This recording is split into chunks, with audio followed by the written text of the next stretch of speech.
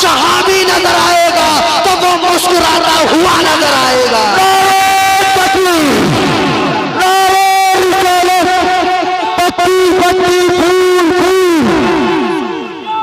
में था तो नमाजें पढ़ के अपने लिए अपनी नेकियों को बढ़ा सकता था, कुरान पढ़ के अपनी नेकियों को बढ़ा सकता था, नमाज पढ़ के, नवाफिल पढ़ के, रोजा रख के, सदका व खैरात करके, एक दूसरे की मदद करके अपनी नेकियों को बढ़ा सकता था। लेकिन याद रखना, जब इंसान का बदन से उसकी रूह का रास्ता यानी नाता टूट जाया करता है तो अब इंसान अपने लिए कोई अच्छा बुरा काम नहीं कर सकता। जब हमारा कोई अजीज, जब हमारा कोई रिश्तेदार जब अपनी कब्र में जाकर के लेटता है तो वो इस इंतजार में रहता है, क्योंकि अब वो अपने लिए नेकी नहीं कर सकता। अब वो इंतजार करता है अपने अजीजों का, अब वो इंतजार करता है अपने घर वालों का कि काश कोई तो हो जो मेरे लिए कुरान की तिलावत कर दे, काश कोई तो हो जो मेरे लिए आका का जलसा सजा दे, काश कोई तो हो जो मेरे लिए किसी गरीब की मदद कर दे, काश कोई तो हो जो मेरे लिए किसी यतीम का सहारा बने।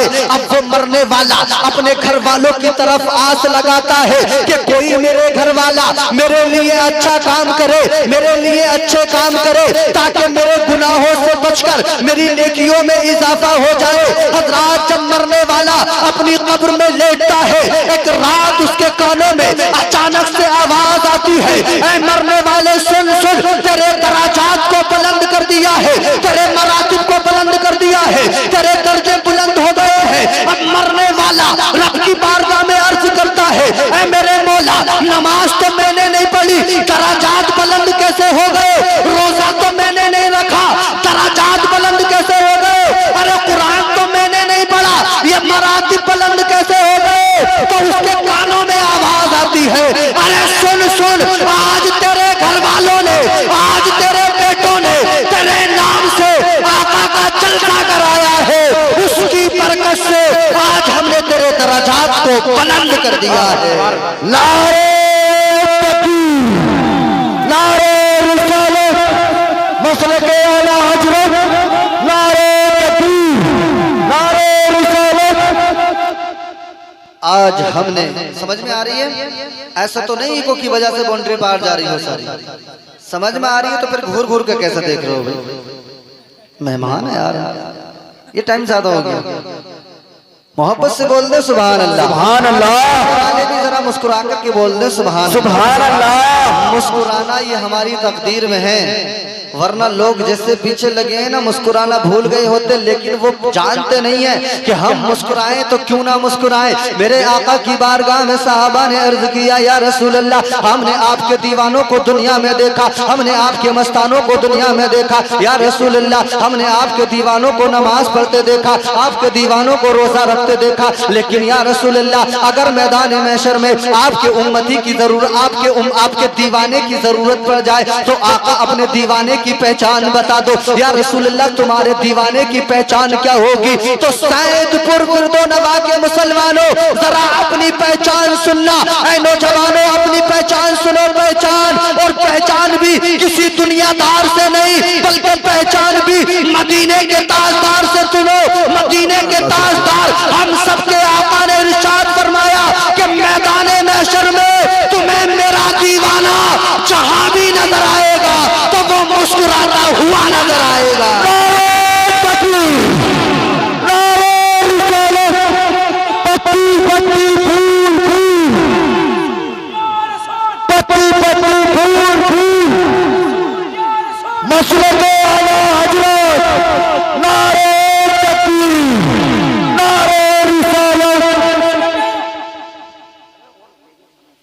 मैदाने महशर में मेरा दीवाना जहां भी नजर आएगा मुस्कुराता नजर आएगा। अरे जब मैदाने महशर में मुस्कुरा सकते हैं तो ये तो ख्वाजा का हिंदुस्तान है, यहाँ क्यों नहीं मुस्कुराएंगे भाई? मुस्कुरा करके बोल दो सुभान अल्लाह। शायर कहता है कि बरोज़े हश्र होठों पे हंसी मालूम होती है, बरोज़े हश्र होठों पे हंसी मालूम होती है, और ये उम्मत तो रसूल पाक की मालूम होती है।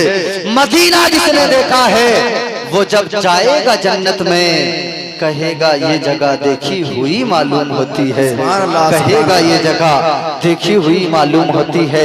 मैं बात कर रहा था कि मरने वाला कब्र में इंतजार करता है कि मेरा अजीज, मेरा रिश्तेदार, मेरा कोई ना कोई कुनबे कबीले वाला मेरे लिए कोई नेकी का काम करे, जिससे कि मेरी नेकियों में इजाफा हो, जिससे कि मेरी नेकियां बढ़े।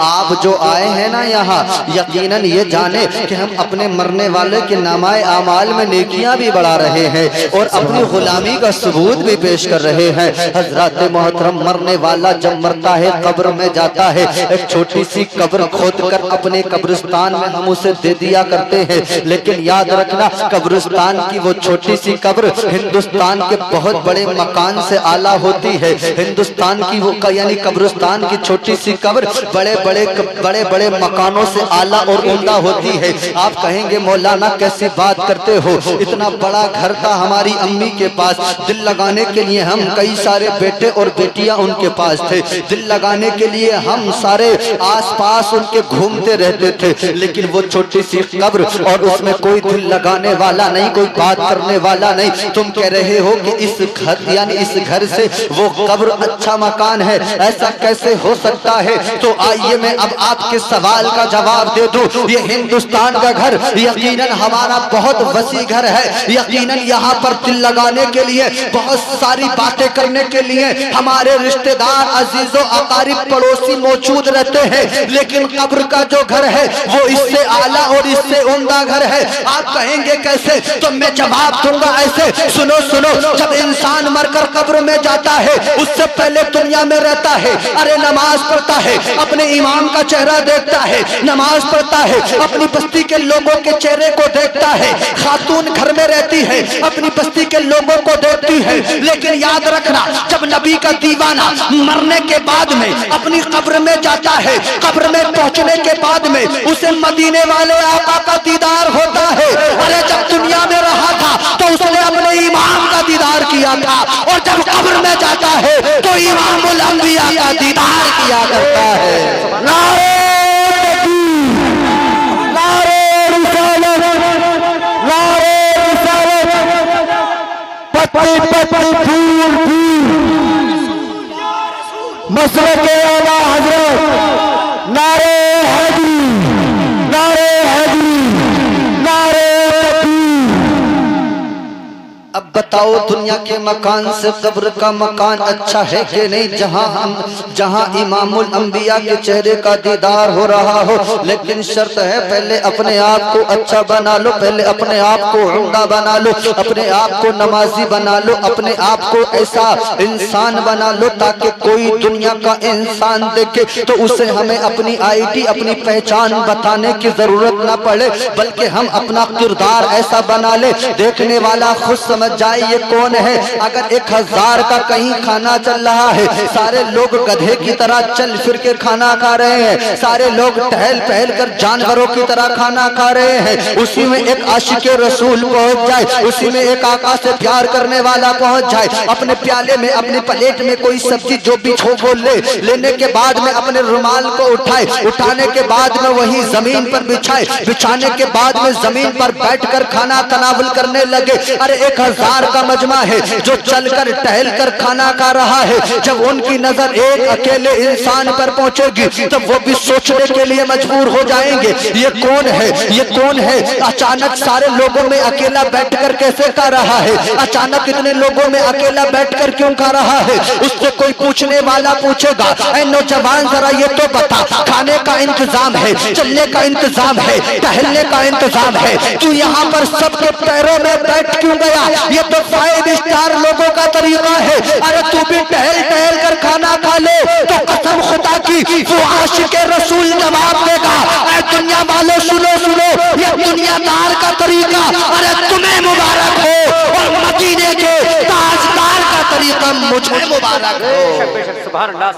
ये तुम्हारा तरीका है, तुम जानो मैं मदीने वाले आका से प्यार करता हूँ, उन्हीं की सुन्नत के मुताबिक खाना खाऊंगा, उन्हीं की सुन्नत के मुताबिक पानी पीऊंगा। अब दुनिया समझ जाएगी जो आका का गुलाम होता है वो नहीं होता जो हालात को देख के बदल जाए। आका का गुलाम तो वो होता है जो हालात को भी अपनी तरफ लेकर के आ जाए। आका का गुलाम वो नहीं होता जो लोगों के रंग रंगेलिया माहौल को देखकर अपने आप को उन्हीं उन्हीं में तब्दील कर ले, बल्कि आका का गुलाम तो वो होता है जो उन लोगों को अपने माहौल में तब्दील कर ले। अरे आका का गुलाम वो होता है अगर चलता है तो उसकी चाल बोलती है नबी नबी, अगर खाता है तो खाना बोलता है नबी नबी, अगर पीता है तो पीना बोलता है नबी नबी, अगर सोता है तो सोने की अदा बोलती है नबी नबी, अगर जागता है तो जागने की अदा बोलती है नबी नबी, चलना बोले नबी नबी, सोना बोले नबी नबी, जागना बोले नबी नबी, खाना बोले नबी नबी, पीना बोले नबी नबी। कुरान की तिलावत करो